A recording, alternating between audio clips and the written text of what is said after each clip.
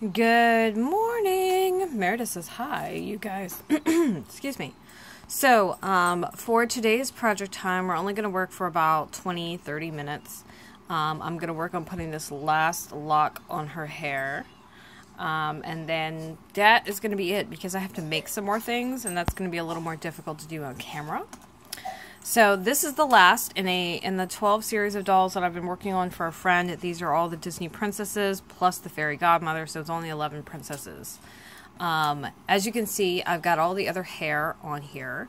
It's arranged in like a messy fashion. It is the first hair that I've done like this, so it's not, it's probably not as put together as I would like, but this is a good start. So there you go. But as you can see, they're all different lengths. They're kind of going in different directions. There are some smaller ones at the bottom, longer ones at the top, medium ones at the bottom, and then this guy is really long right here. And then I've got the stitch marker from when I made it. This is the beginning part, her stitch marker from here, and I took the other one that was around here off. So here we go. As you can see, I've been using a lot of these. These are T-pins. I use them for blocking as well.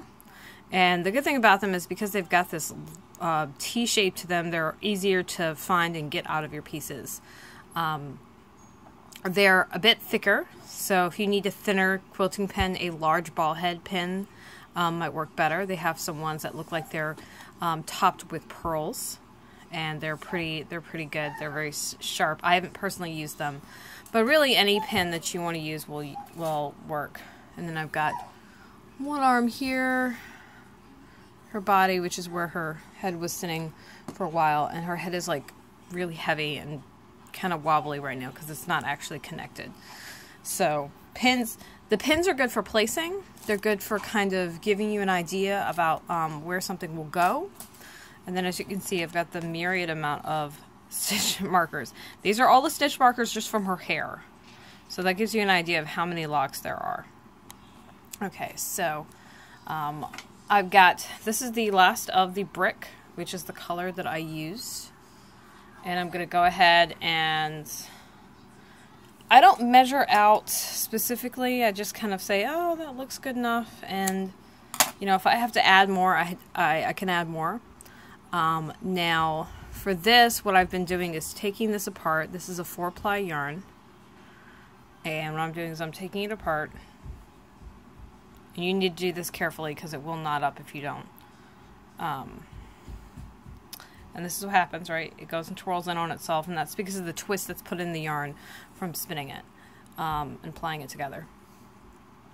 And then I'm going to thread this needle. This is a large curved mattress needle. It is really handy when you're putting together doll parts and small pieces. So that is my recommendation. Otherwise, I would use something like this. This is a darning needle. It's just a straight needle. And then I have, this is a yarn needle, which is, it's a little bigger than the darning needle, and it's got a blunt tip. Whichever one you want to use is fine. So, there you go.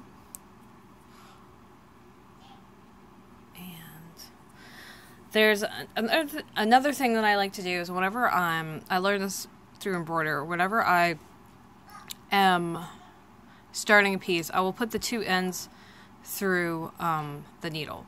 And so what happens is when I draw up through whatever piece of fabric or doll I'm doing, I'll draw through this loop that's created from folding over the ends.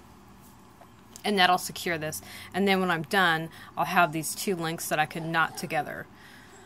So this is going to be imperfect, and I'm going to take this off first because I want to go ahead and put these ends in the lock first. So this is where I've been using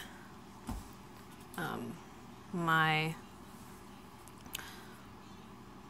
yarn needle, and when I don't have a lot of length to pull and then thread back, what I'll do is I'll insert the needle into where I'm going to go a few stitches so that it's closer. And the solution to this, of course, is to have a longer tail, but I kind of hate that. Like, I know why why it's done, but I can't stand it. And a little trick to getting your needles threaded: take your yarn or your thread and loop it around the skinny side, right? And that's the wider side. And then pull really tight, and it'll fold it over, and you'll be able to get it in there without licking thread or wetting it or anything like that. And of course you can use a needle threader. That also works. Mine is incognito at the moment, so I'm not going to bother with it. And again, a lot of times I'll thread in the opposite directions when I'm threading too. So there you go, they're both in there. And I just make sure that I don't distort the end when I pull these through. And then very carefully snip into the pile of aughts I have, and there I go. So we know that this is about where the end is. Where is that needle? I'm going to pin it. Make sure that is right. Okay, so what we're going to do is we're going to pin this right here. Okay, because I don't want the end hanging out. So there we go. It'll be pinned right there. Oh my goodness. And it doesn't really matter where you start. You can start on whichever end you want. I'm probably going to start on this end because I've got this flat piece. And what I'm going to do for this is I'm going to stitch in a few places along this hairline, and as I go take out the T-pins. That's my daughter making, oh, she wants a rock, I think is what she's saying. So as you can see, right, we've got the needle, got the end sticking out here. And I'm going to stick it in here, and you have to finagle it a little bit to get it to come out close to where you put it in, and that's what I want it to do. So very carefully, and I know that the ends are right here, so put that loop through there. And what that does is that secures right there, so that I don't have to worry about ends poking out or pulling too far. And then I'm going to do a few more stitches here. And you can do this without splitting the yarn. What it's going to do is it's going to make a twice as thick strand, and that'll be really noticeable. So there's that. So if you don't want it to be noticeable, this is a good alternative to doing that. And as I said, it does take a little bit of finagling to get it close to where you're putting it. And I'm just doing basically a mattress stitch around here. Okay, so I feel like that end is secure. And probably what I'm going to do is I'm going to go through the other side and go through the front as well, because I want all of it to be nice and secure. But because I'm going in this direction, what we'll do is we'll just focus on these pieces right here. And so now I'm going to go to where the next needle is and pick up this little piece right here. And because this is a curl, I'm gonna pick up slightly less stitches because it's not a flat piece. And it's, as long as it's secure is really what matters. Because of the messiness of this hair, you're not gonna see a lot of where the stitches are. Like even looking for them, like you can see this right here, because it's a lot longer. But with the curls bunched up, you won't even see it. Alright, so we're gonna go over here.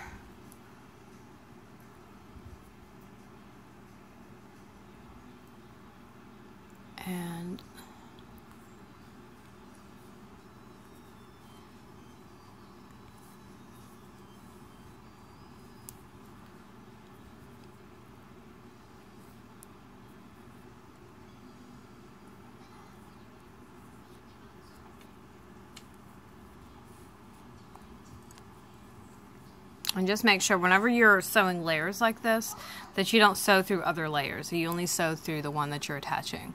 Because otherwise you might accidentally sew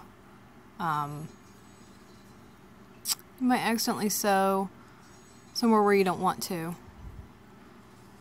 And a quick thing, if you want to come out where you're trying to go to, you can just put the needle up through next to where you last were and just bring it that way, and what it'll do is it'll come up where you want to go instead of having a line. And then we're going to get this little piece right here.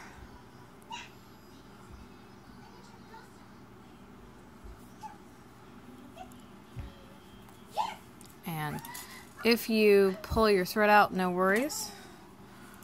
You will just do that little trick of squeezing it around the skinnier end and then back on it goes.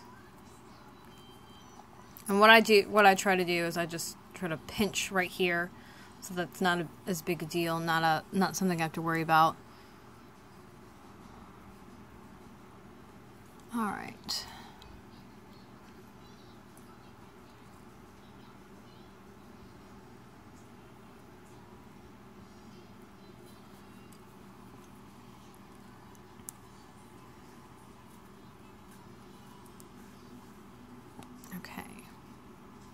We've got 2 more points, and I can probably get each of these .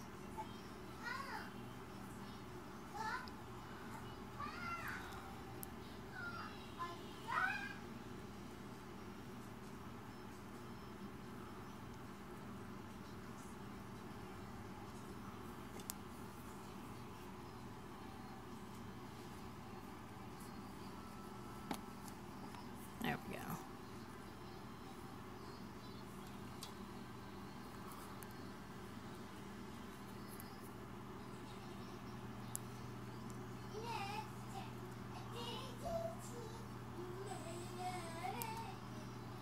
We get to be serenaded by my daughter.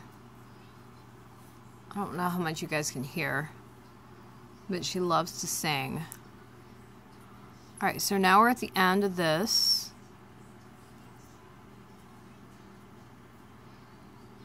And we're going to go in here in the front. And of course, you know, when using needles as sharp, please do be careful. They are sharp and they will hurt quite a great deal if you're not paying attention to where you're putting your needle and where your fingers are and where it's coming out. It's a little froggy today. And this is where a thimble would come in handy. I don't happen to know... No, actually I do know exactly where my thimbles are, but I've lost the key to my sewing box. Okay, so... Now remember I said that having these 2 ends means you cannot... So that is what we're going to do. We're going to take the 2 ends and just a regular knot. In this case, we can do a square knot, but you can do an overhand knot. It doesn't really matter. Just the point is you want the knot really close to the fabric. And so then what I'm going to do is, again, fold this over the stitch, or fold this over the needle, so I can thread the needle.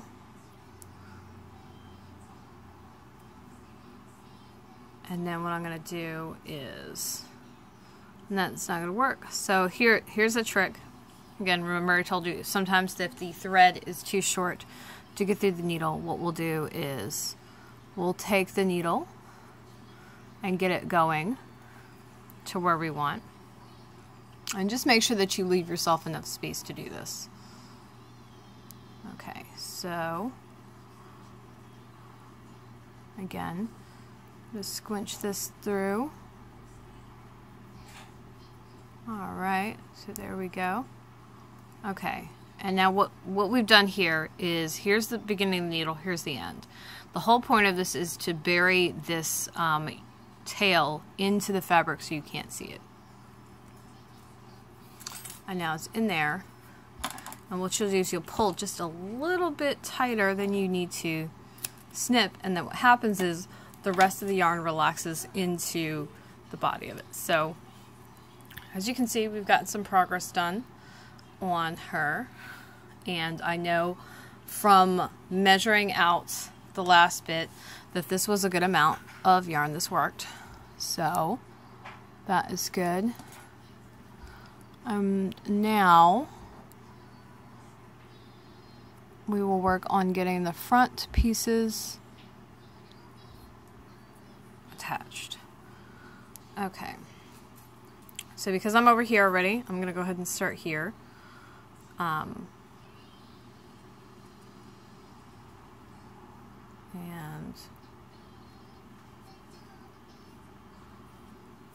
let me go ahead and draw up that loop.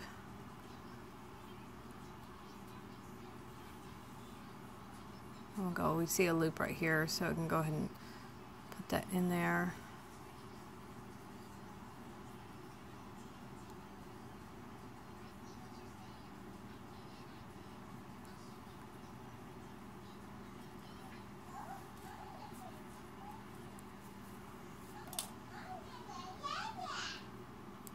Make sure that was all even in there. There we go.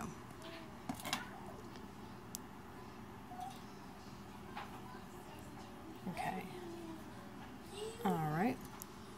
And we'll go ahead and now I'm doing a little bit of a running stitch instead. So I'm going up and then down and up and down. And I usually favor that sort of stitch for this kind of application. Now again, because we're at the hairline, we want to be really careful that I don't come out over here, because that would leave a big red smudge.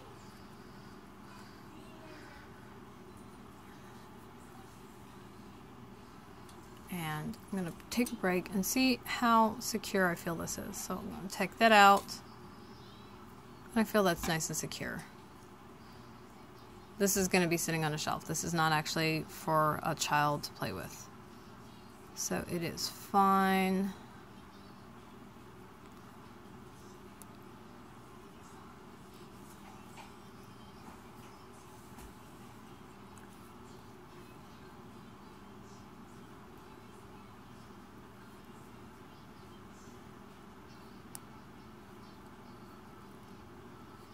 And this is a bit tricky and fiddly, and that's because there's a lot of hair and a lot of pieces going on, so make sure we don't catch that there.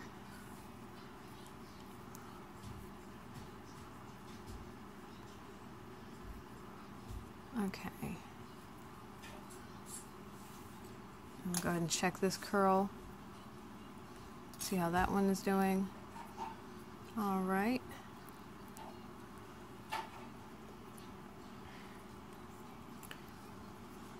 And because you're just going up and down, as long as you can find your end, you can undo this. So if you find something isn't tight enough and you want to redo it, it's really easy to do that. It's just a matter of finding the end of your thread.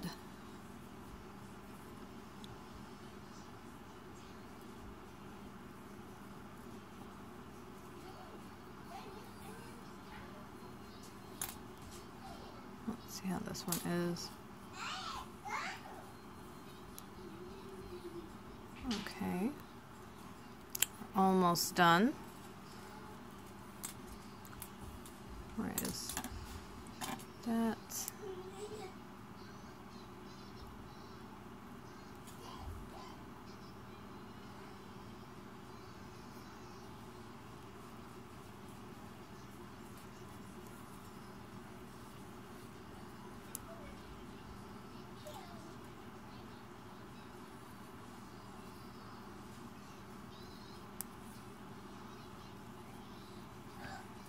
And again, all I'm trying to do is make sure that these edges, these little ends of hair are secure so it doesn't move around or fall into her face. versus sewing all of the pieces down. So that's not what hair does, right? It does not. It kind of does its own thing. And this is Merida. If you've seen Brave, her hair is all over the place. Very curly, very wild. Which is part of her personality, which is excellent. I love Brave. It's one of my favorite ones.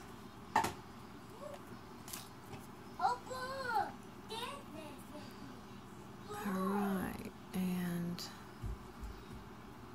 okay, so I'm gonna do something a little dangerous and take this out prematurely. I know where I'm going though, just in this little flat end of hair.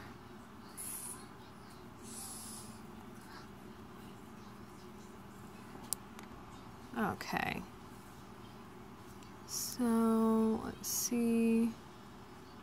And I'll switch to a mattress stitch here. And a whip stitch, and just every which way.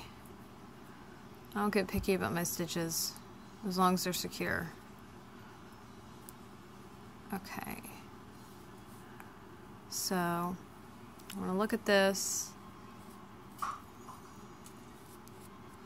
I'm fussing with it, and none of it is coming off, so that is good. Now again, we're gonna go ahead and push the needle into one part and come out somewhere else. This is a technique that's used in a lot of embroidery.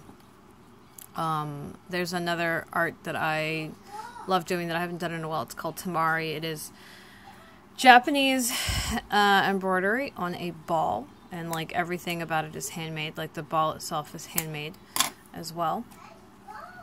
And there you go. So we've got all this hair, this mess of curls, and nothing is shaking loose, nothing is hanging weird, so we're gonna call it good. Thanks for hanging out with me for the last like 22 minutes. I'm gonna put this up on my Patreon. I do owe you guys some more videos. What's happened is some of the videos are longer, and so they're not wanting to load at all. And so it's a matter of I have to load them some other way onto my computer, because I pretty much am recording everything with my phone right now.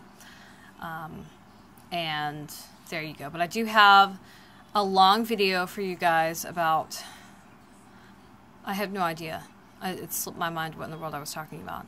But you'll see a bunch of uploads on my Patreon in the next few days, in the next 24 hours, 48 hours.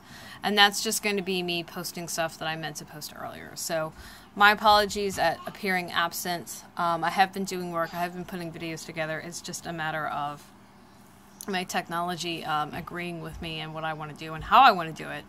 So Merida says bye. Thank you again for hanging out. And tomorrow's Friday, so Finished Object Friday. Hopefully I'll be able to show you the finished Merida. What I have left for her is her quiver, her bow, and to make some little arrows for her. And then to assemble the rest of the doll, which is the head to the body, the arms to the body, and then the quiver and whatnot, and the quiver and the bow attached to the doll. So I've got a ways more to go, but I can probably get all that done. Assembly of these dolls actually doesn't take terribly long. Yeah, that's pretty much it. So fingers crossed that I will have that to show to you tomorrow. If I don't, I'm sure I can think of something else and to share with you. And what I might start doing is introducing some really old writing. When I was in high school, I used to write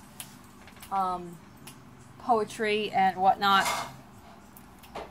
And so some of the stuff that, one of the original ideas I had for my Patreon was to put that stuff up.